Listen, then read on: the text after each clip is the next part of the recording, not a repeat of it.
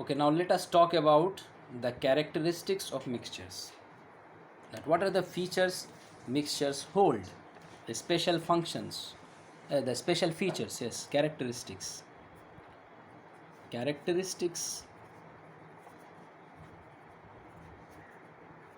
of mixtures.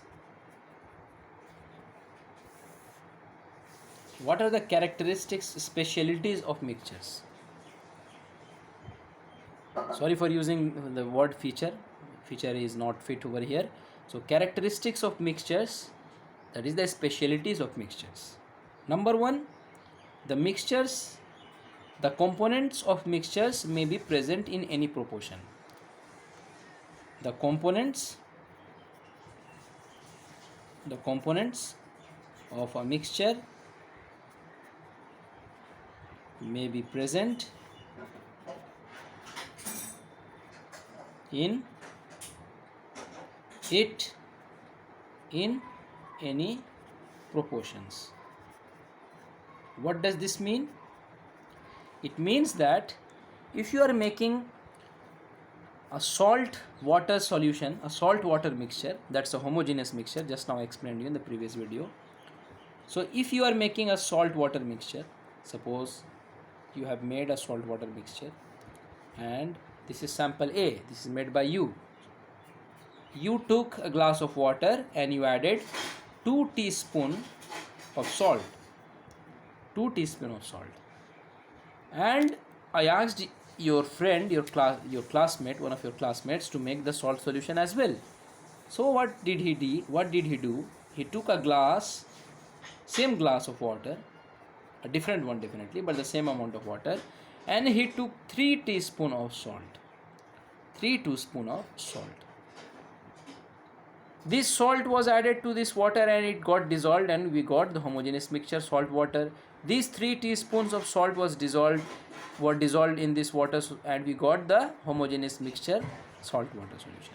Both of these mixtures will be termed as salt water mixture. But hold on, the difference is the proportion. That is the amount of water and salt. That is the amount of water and salt mixed. Here 2 teaspoons of salt are mixed with the glass of water. Here 3 teaspoons of salt are mixed with a glass of water. That's the difference. So that's why the characteristic of mixture is that components of a mixture may be present in it in any proportions. So you can make mixtures by mixing the components in any proportion. You can take 1 kg of rice and half kg of potatoes. You can take 2 kgs of rice and 2 kgs of potatoes. It's upon your wish. You will get ultimately a mixture.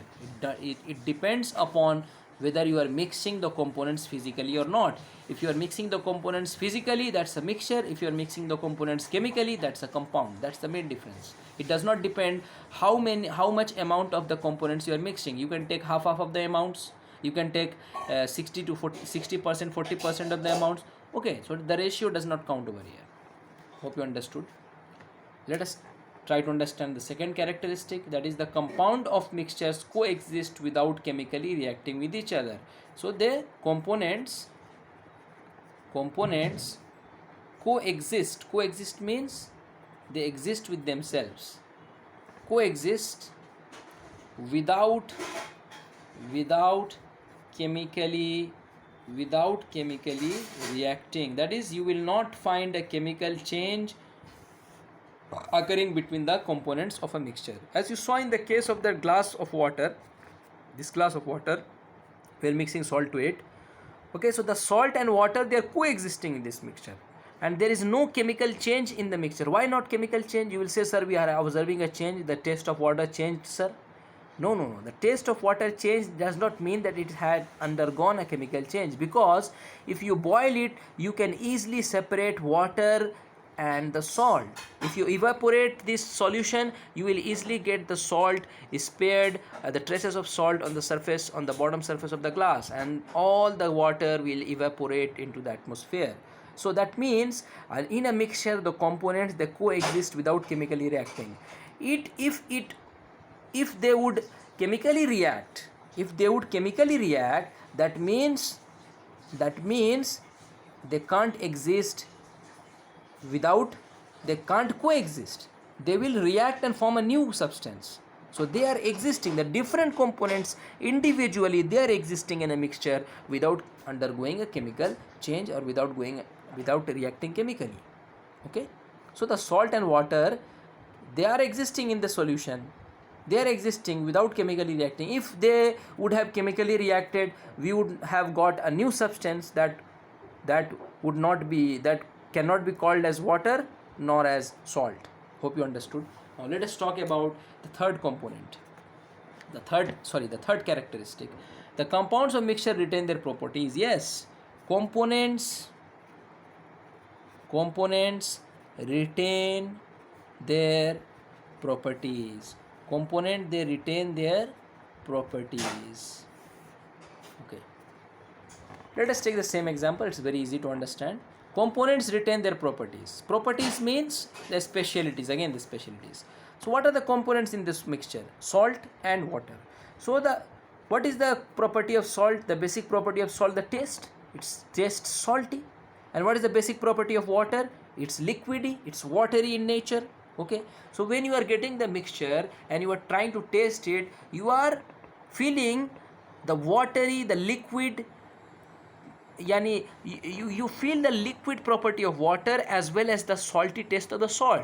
So both of the properties of the components are intact in the mixture. That's why the components retain their property, they don't change, the properties retain there. Although they are mixed, but their properties are retained. And the last characteristic is components of a mixture can be separated by physical means. Yes, components, as I explained to you in the previous video as well, components can be separated by physical means.